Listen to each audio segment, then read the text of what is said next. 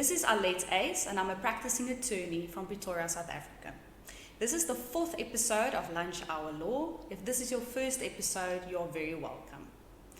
Today, I'd like to speak about last wills and testaments. Next week in South Africa, it is officially Wills Week. Wills Week is an initiative offered by the Legal Practice Council to involve practicing attorneys and other persons such as brokers and financial advisors to assist people to draft wills. A will is a very, very important document, as you may have heard, but many people do not know why.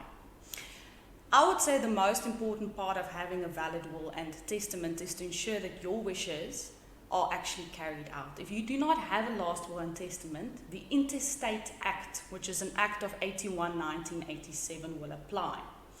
The Intestate Act basically means everyone that does not have a valid will and testament, which is a written document, will have their estate divided in terms of certain rules.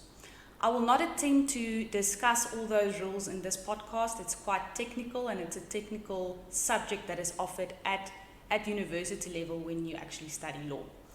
What I do want to say, and I think these are very valid tips for you in general about wills, is the Intestate Act rules in general are created in a way that makes the generation below you or above you inherit first, and then if you do not have any children or any parents that are still living when you pass away, it will go to the further and further family relatives. So when one studies this at varsity, they usually have you draw all kinds of pictures to see how close or how far a blood relative is to you for that person to actually inherit.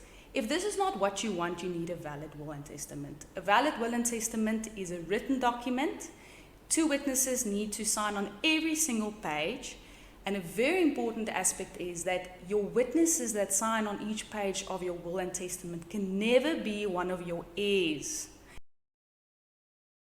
I was saying, any heir to your estate should never be a witness to your will. In other words, the 2 witnesses that sign at the bottom of every page of your written will and testament should not be the same people you wish to inherit from your estate. The reason for this is, and once again, I will not get too technical, that whoever signs as witness to your will, if those people are also your heirs, they will actually be disqualified from inheriting. So, for example, you would like your sister or brother to inherit. You also have them sign as your witness to your will. Both of them would most likely be disqualified from getting the inheritance that you wish to have left to them by means of this disqualification. So make sure the people that witness your will are not the same people that are your heirs in terms of your will. The other thing a will is very handy for, and one of the reasons we have written wills, is that you can nominate your executor. And an executor is a person that most people have heard of, but it's basically the person that's in charge of winding up your estate off after you have passed away. There's quite a technical process, certain steps that need to be taken at certain points in time. There's a liquidation and distribution account that needs to be drafted, etc., etc. The executor that's in charge of that entire process may be a legal person, such as an attorney, but it may also be a non-legal person. And in most instances in practice, what I see, for example, is that people that are tasked with having to be an executor that do not have any legal background would approach an attorney such as myself, and we would agree to fees for me to actually assist that person. So behind the scenes, I would do most of the work, complete the forms, assist with the drafting of the L&D account, etc. But that person would be the person in charge of signing off everything. So it's then a team effort. The reason why you can nominate an executor as part of your last will and testament is it must be someone or a bank or an attorney that you trust. It's quite an important task, and it's a task that you only would like to entrust to someone that you would have trusted. There's another reason why it's very valuable to be able to nominate an executor, and you can only do that if you have a valid will and testament. If you do not have a valid will and testament, or you do not nominate an executor in it, which would be strange, but it may happen, then there's another lengthy process that involves having to get certain people's signatures under oath to actually nominate someone to act as executor. So it's easier and it's more readily accepted to appoint an executor by means of a last will and testament than it is to go a long route with a form, the family members having to appoint that person under oath, etc. So it's all about making it as simple and as quick as possible. And here the last will and testament is also extremely valuable. As I've said before, the last will and testament must be in writing.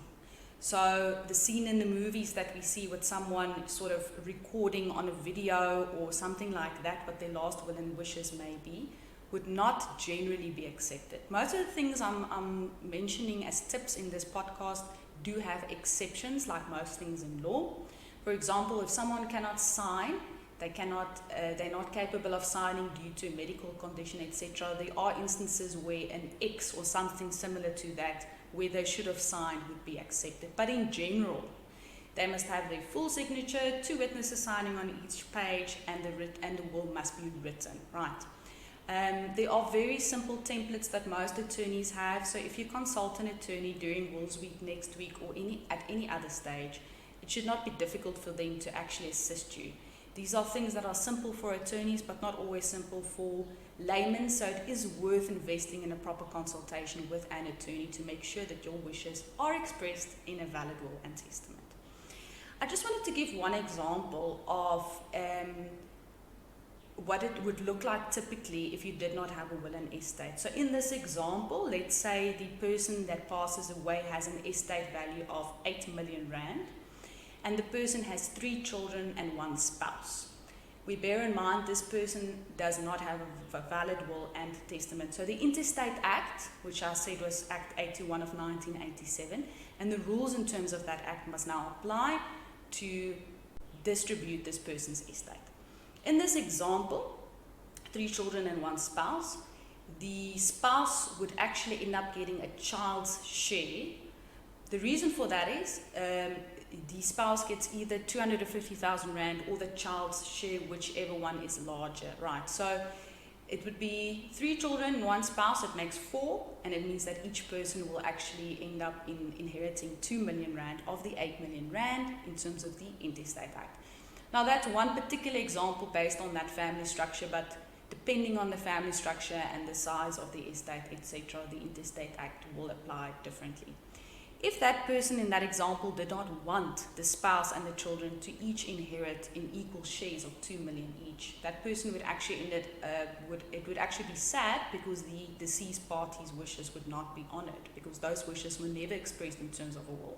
So this is the importance of a will. In the end, it is in the name. It's your last will. So make sure that your wishes are expressed in writing in terms of a valid will. If you are uncertain of a current will, for example, and you would like for an attorney to review that, that's also worth doing. There's a whole section that I'm not going to discuss in this podcast, but it's worth mentioning, and it's something I have a lot of inquiries about, and this is when parties have children, especially younger children. They're very concerned about, should they both pass away, both parents in one accident, for example, that a trust be created after both parents have passed away, and that all the money and everything in the estate go to the trust, and that certain trustees would actually manage those funds for these minor children. So the idea of a trust can be written into a will, and then the will would also become the deed of trust after that person has passed away. So it's quite technical, but once again, for people that have templates and that do this on a very regular basis, this is not difficult. Please consult someone. There is the opportunity to do so next week during Wills Week. I see a lot of posters up at financial institutions as well as attorneys' firms that would be willing to do it free of charge if you nominate them as the executor, or at a very low cost or for free, because it's Wills Week.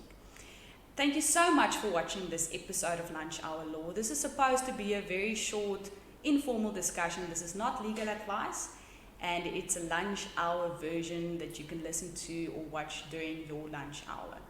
Have a lovely weekend. Thank you. Bye.